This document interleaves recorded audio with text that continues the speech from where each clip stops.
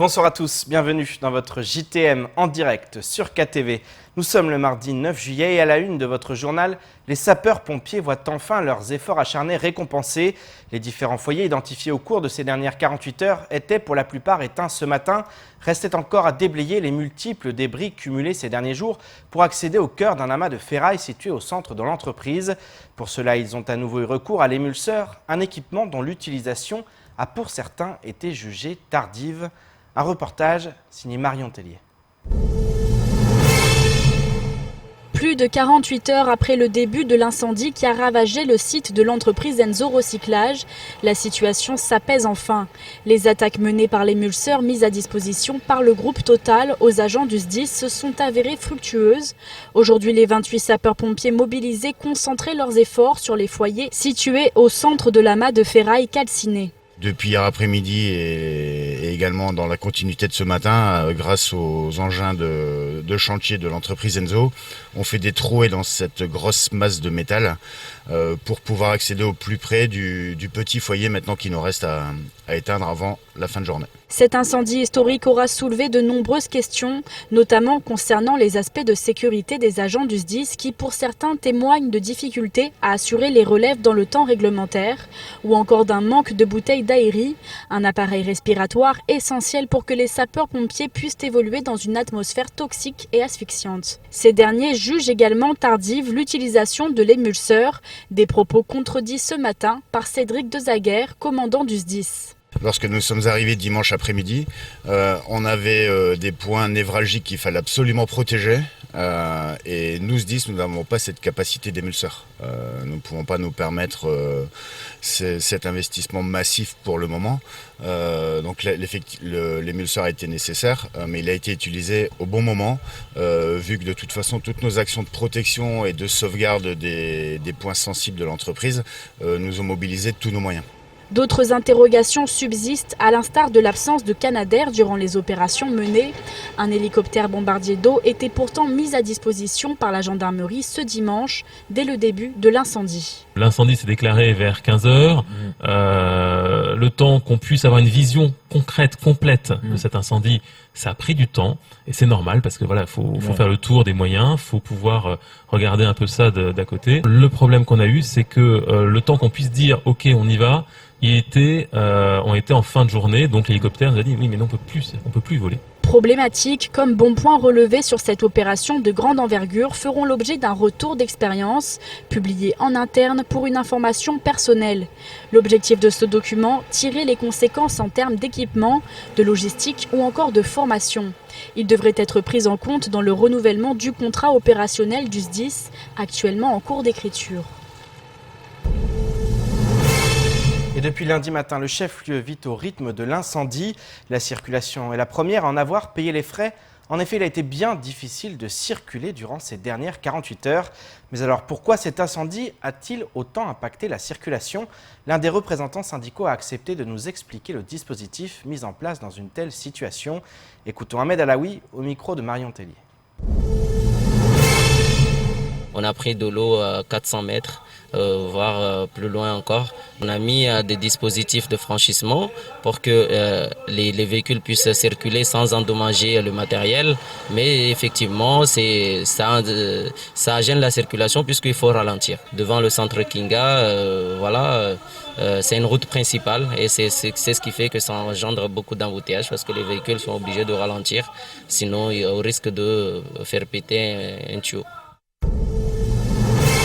Et le gérant de Enzo Recyclage venait de revenir à Mayotte au moment où l'incendie s'est déclaré.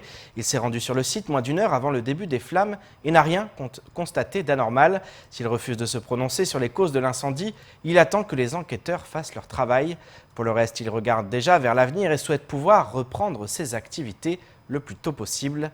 Au montage, Leslie Vimenet. Installé à Mayotte depuis près de 20 ans, le gérant de Enzo Recyclage craignait qu'un jour un feu se déclare au sein de son entreprise. Alors que l'incendie est aujourd'hui maîtrisé, il a souhaité saluer le courage de son personnel. Je m'inquiète surtout de l'impact, de la gêne que ça peut occasionner sur les familles. Oui. Pour moi, c'est le plus gros souci. Après, le reste, vous savez, on reconstruit. C'est pas un problème. Moi, je suis arrivé d'en bas. Si demain, je dois re-signer pour 20 ans, je re-signe pour 20 ans, hein, même si j'en ai 60. Ça me dérange pas. Moi, la retraite, c'est un mot qui ne fait pas partie de mon vocabulaire. Donc, je recommence. C'est pas un souci. Moi, le Parce que problème là, il faut aujourd'hui... recommencer. Non, on va pas recommencer puisque j'ai eu...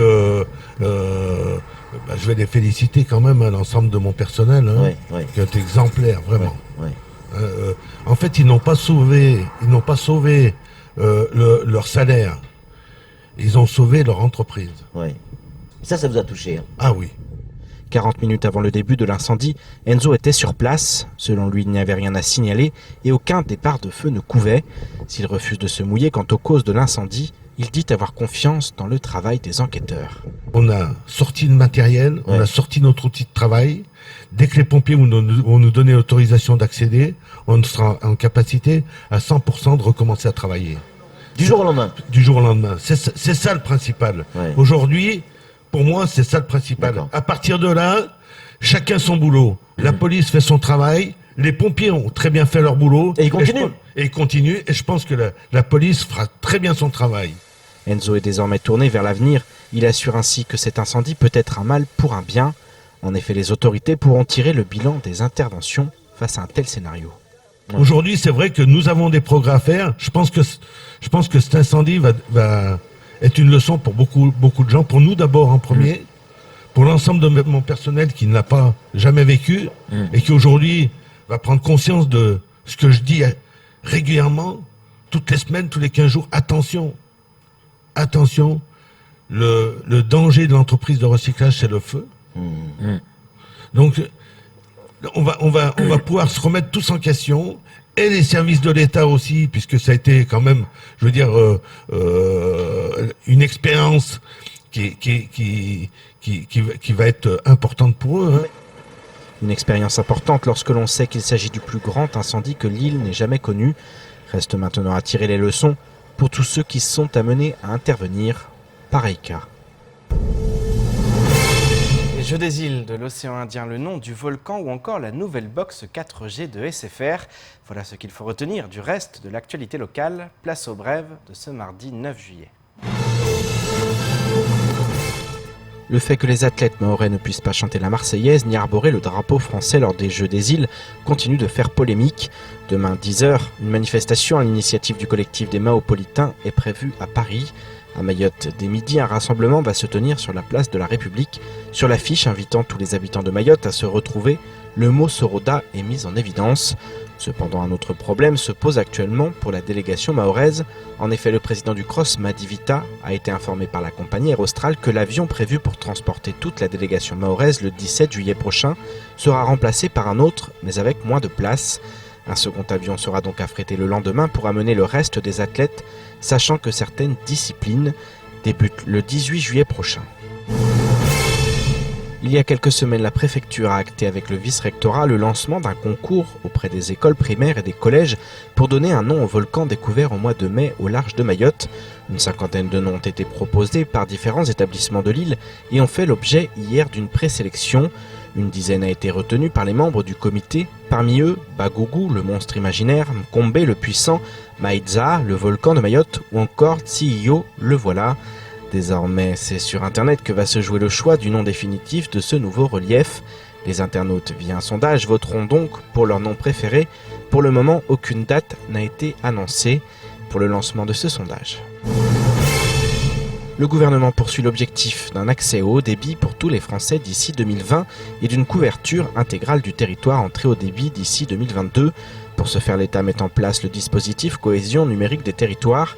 SFR Mayotte est pour l'heure le seul opérateur de l'île dont l'offre la box 4G a été labellisée Cohésion numérique. En utilisant son réseau mobile 4G numéro 1 à Mayotte et couvrant 99,26% de la population de l'île, la box 4G de SFR est destinée à un usage domestique sédentaire permettant de surfer sur Internet depuis des ordinateurs ou tablettes.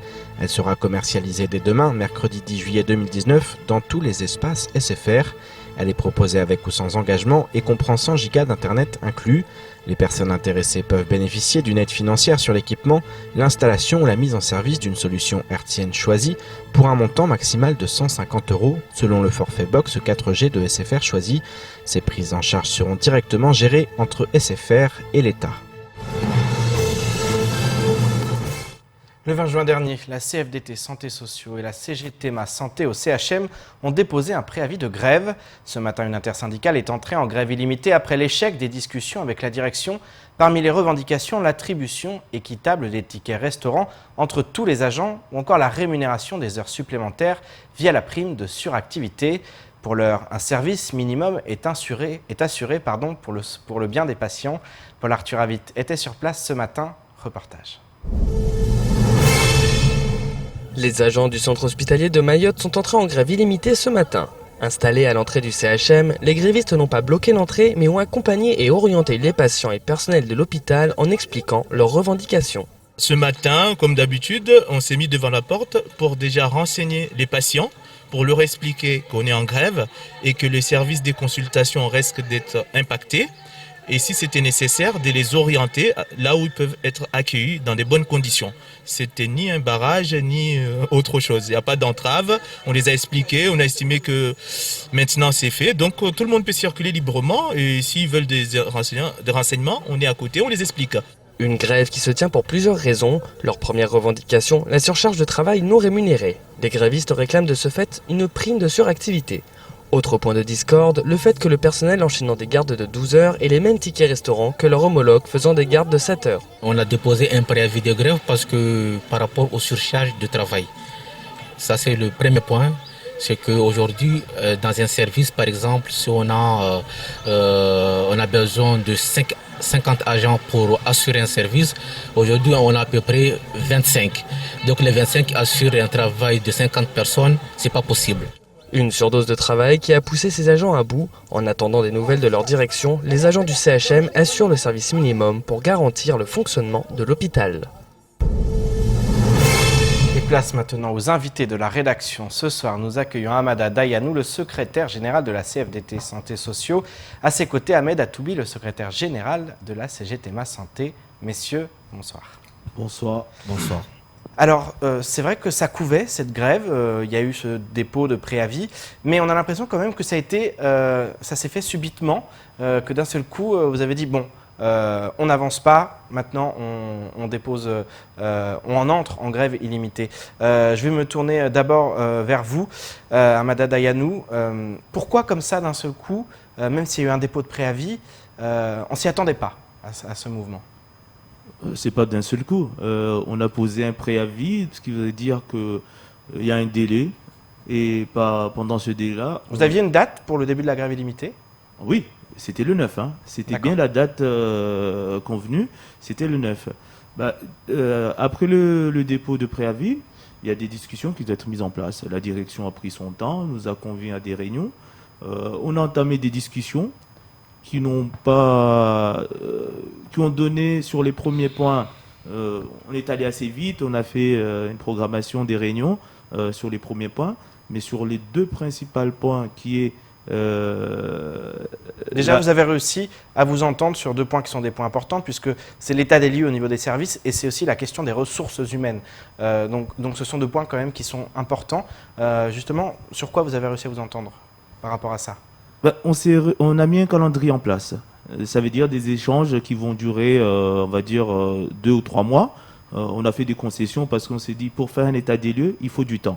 Donc, on a consenti du temps, on a mis un calendrier en place parce qu'on veut balayer tous les services de l'hôpital. Ça n'a pas déjà été fait, ça? Ça n'a jamais été fait. Ça n'a jamais été fait. On a l'impression qu'il y a eu plusieurs missions et les problèmes restent les mêmes. D'une manière générale, il y a eu plusieurs discussions.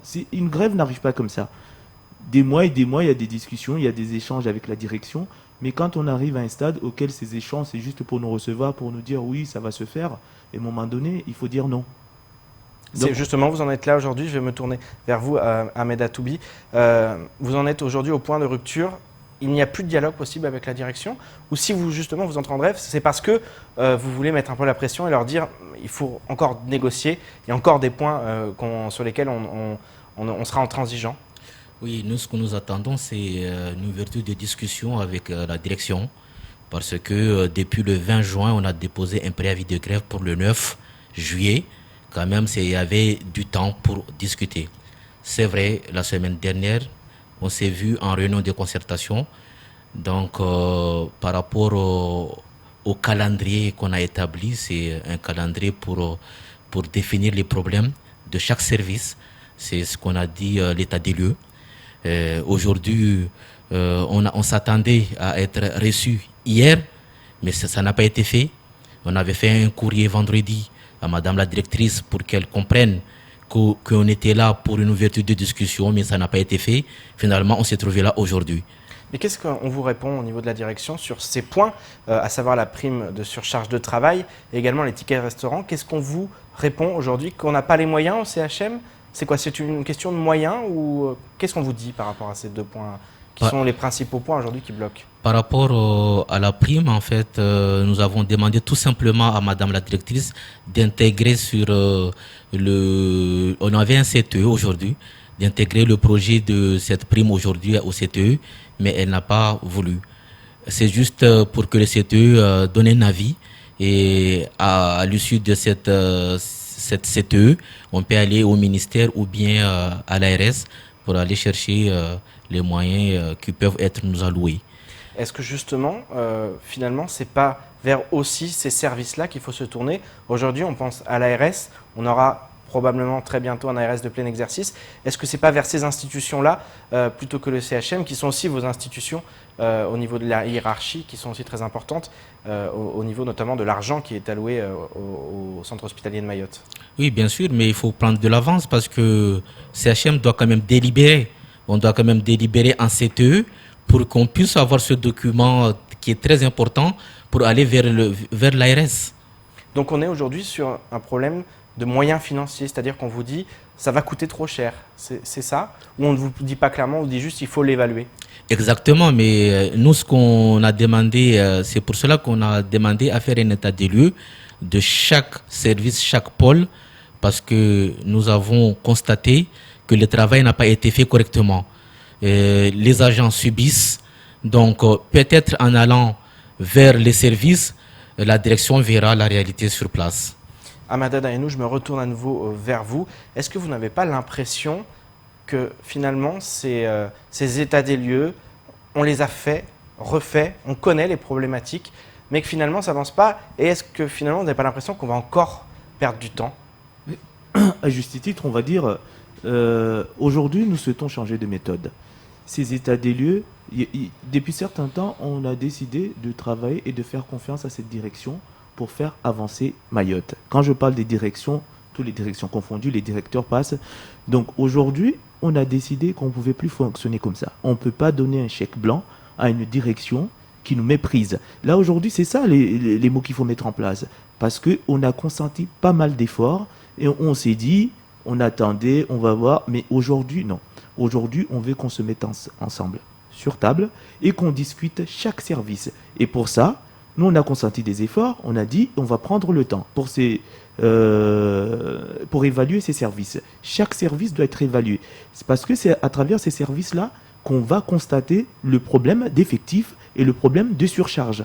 Parce que quand on parle de la prime de surcharge, cette prime, on l'a obtenue en faisant cette évaluation.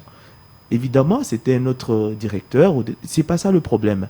Mais depuis des années, on nous dit, on nous donne des moyens. Et même quand les recrutements sont là, on ne sait pas comment les recrutements sont dispatchés dans les services. Donc aujourd'hui, on en revient là. Et quand on revient à la problématique, là, on voit vraiment qu'il y a un manque de volonté. Parce que vendredi soir, on envoie un communiqué simple. Aujourd'hui, on a discuté pour les services. Il y a 2 points auxquels on n'a pas pu discuter. Vendredi, on envoie un mail à la directrice. La première question de surrémunération, ce n'est pas un problème de budget. Parce que quand on a obtenu ces rémunérations, on est allé au ministère en 2016. Aujourd'hui, nous sommes capables d'y aller. Mais il faut suivre les instances.